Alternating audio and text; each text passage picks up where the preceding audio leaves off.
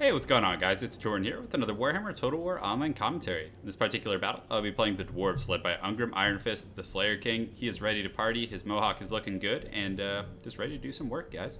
So I'm going to be facing off against the Chaos opponent, who actually brought a Chaos Lord on the Dragon, which you don't see terribly often, but it does, provide, I believe it does cause terror, and then also does have scaly skin. So very, very cool, and it's also armor piercing.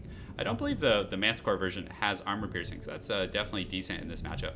And I do have a front line of Longbeards with great weapons. Again, in the Dwarves versus Chaos matchup, it's just going to be an armor-piercing fest. So usually the Dwarf player will just bring a lot of Longbeards, hammers, and the Chaos player will bring Chaos Warriors with great weapons, mix it in with some Chosen, and sometimes you even see some Trolls. So again, front line of Longbeards with great weapons. You don't really have to worry about having a shielded front line against Chaos because most of their missile troops, which in this case is going to be Marauder Horsemen, are going to be easy to fend off with Thunders and Quarrelers, so they usually won't get in range to throw axes at your melee because they'll take severe losses from these. So that's my front line.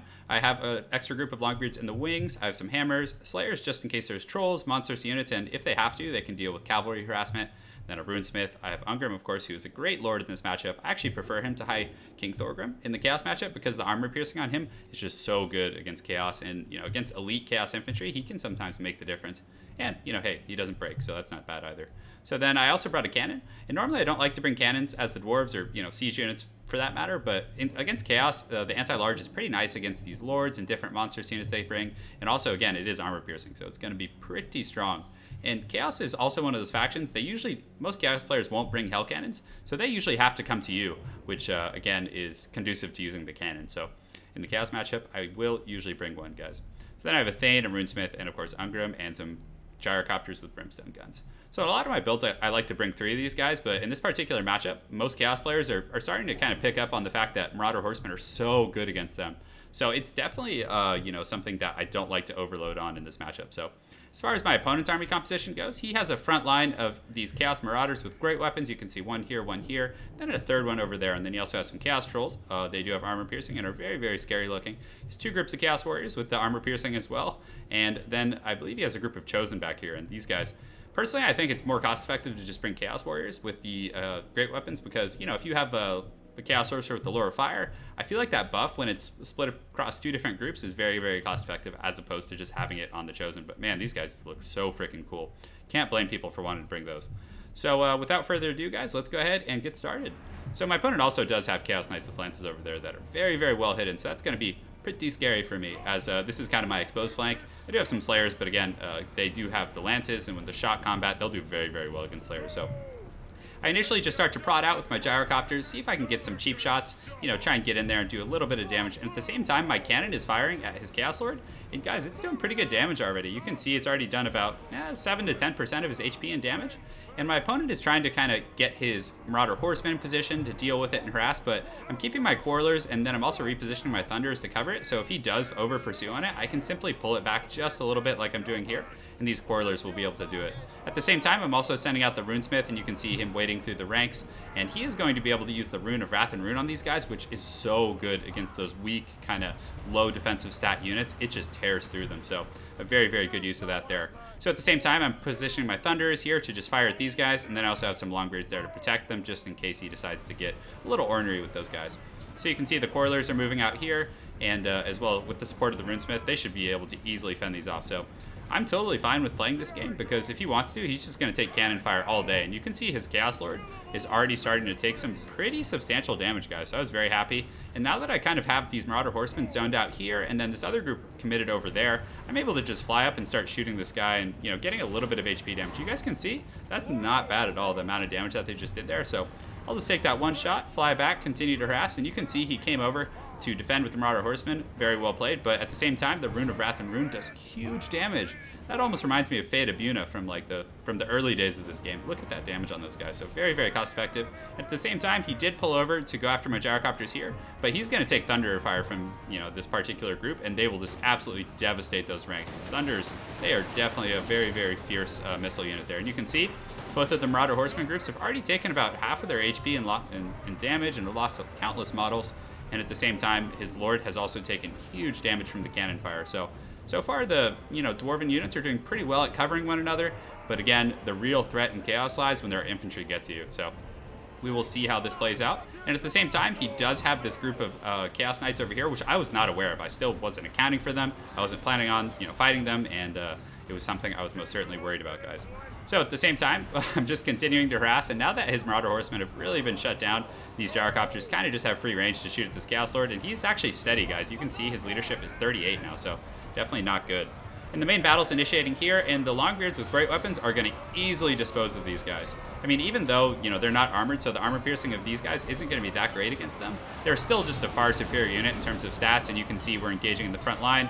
The Thane is here, and then I also have the Runesmith here providing pretty substantial buffs. You can see their melee attack is pretty high, their melee defense is high, their weapon strength is doing pretty well, so definitely going to win this initial engagement, but that's really just fodder, and he did a decent amount of shock damage. You can see each group took about 15% of his HP, but at the same time, guys, that Chaos Lord is broken already. So very, very rough situation for my opponent, but regardless, the big daddies are going to get in here now and really are going to do some good work against my Dwarvish infantry. So at the same time, I'm using my Quarrelers to focus back here at these Marauder Horsemen, and this cannon is just continuing to shoot at his Lord and just pressuring him the whole time.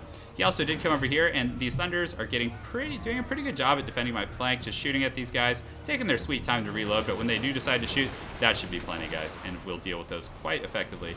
So at the same time, I do have these Gyrocopters right here. They were kind of just watching these Knights here, but unfortunately, I don't remember why, but I accidentally pulled my Slayers up. Definitely not a good idea, and then he gets a really nice rear charge here on me. I think I was focused on the front line because he pulled the Trolls up, so perhaps I just thought that the Trolls were, something I needed to deal with a little bit more, because he is using the Transmutation of Lead to lower my melee attack and weapon damage, so not a bad choice. And you can see the Trolls are getting in here and are doing okay, but now that the Slayers are in here, they're going to get that anti-large bonus, and we'll hopefully be able to help fend off the Trolls, because he is focusing a lot of his resources here. But thankfully, this is Ungrim Iron Fist. It's his element. This is where he's going to thrive, and he is definitely going to crush these guys, and you can see just getting some mean blows there. So this is really the focal point of the battle, and the Runesmith is there, providing the Rune of Oath and Steel, and things are going pretty well. The Chaos Knights are continuing to cycle charge, so I've kind of regrouped. I pulled back a group of Longbeards with great weapons to kind of form a defensive wall, and at the same time, I'm having my Thunderers just take pot shots at these guys. And you can see they're taking some serious losses from this Thunder fire, because again, they are armor piercing, and the Chaos Knights rely heavily on their armor. So we'll go ahead and take a look here. What do they have? 120 armor, and then also the Rune of Wrath and Rune is doing pretty good, and at this point, guys, they should break fairly easily. So just goes to show, I mean, they did get a full charge on this cannon, and look, it only took like 25-30% of its HP and damage, and is still online, still fighting, and the Thunderers were able to cover and drive those guys off the battlefield. So very, very good situation there. In the meantime, the Gyrocopter is dropping some bombs over here, continuing to pressure my opponent, and definitely a big fan of having at least one of those for the flexibility. It's shooting at the Trolls with its anti-large bonus, so cannot ask for much more. My opponent is continuing to debuff my forces here using the Transmutation of Lead, really taking advantage of reducing their damage, their melee attack, and all of those pertinent stats. But regardless, the Chaos Warriors are slowly starting to get driven back, is what it's looking like. The Hammers in here are doing very, very well and are a very cost-effective unit, because if you guys look at Chosen here, Chosen have 47 weapon strength against the 50 of Hammers, and though Chosen have high combat stats elsewhere, the Hammers can usually hang with them pretty well. So he did get his Chaos Lord back. He did have a potion on him, so he was able to recover from that initial bombardment and came back and dove into my ranks. But regardless, the Dwarves have him surrounded. The Hammers are really, really going to hit him hard, and you can see he's taking some serious damage. And now my Thunders, once they're able to reform and I pull them back a little bit, they'll be able to shoot him and do pretty good damage. And it looks like some of these Quarrelers, who are still confident despite the fact that they're at 20% of their HP, are doing quite well for themselves. So some of these Chaos Knights did come back from rout, but you can see these guys do have great weapons. They're pissed off, and hopefully they'll be able to deal with some of these Chaos Knights here, but it does not look like it. So the Hammers were able to chase off the Chaos Lord, and you can see I just have the Gyrocopter sicked on him, and that will make sure he doesn't come back, though he is already shattered. So basically, the final battle has come down to this front line here, and you can see the Chaos Trolls with their poor leadership.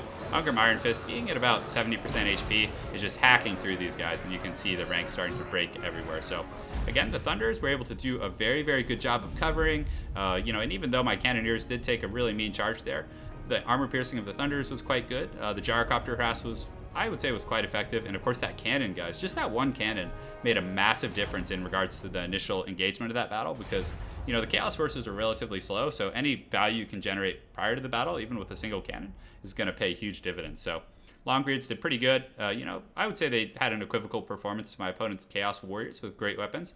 The Chosen actually didn't do as good as you would think. They were kind of engaged with Ungram and, were mixed in against Hammers, and the Runesmith was also really, really helping out in that engagement. So, again, personally, I think bringing 2 groups of Chaos Warriors would have been a little more sustainable. Regardless, the Marauders did some decent shock, and they also came back later.